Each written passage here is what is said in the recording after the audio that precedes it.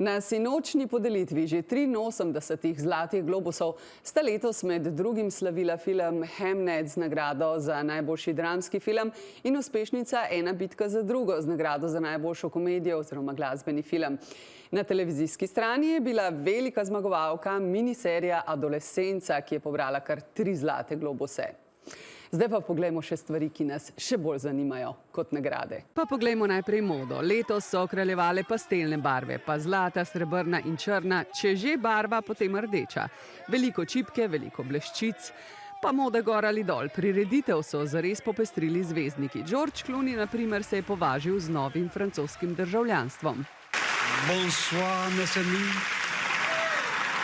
C'est un honneur d'être ici, you see.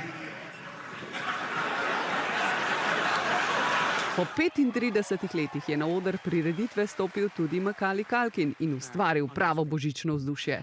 I know it's weird seeing me outside the holiday season, but shockingly I do exist all year round, I promise you.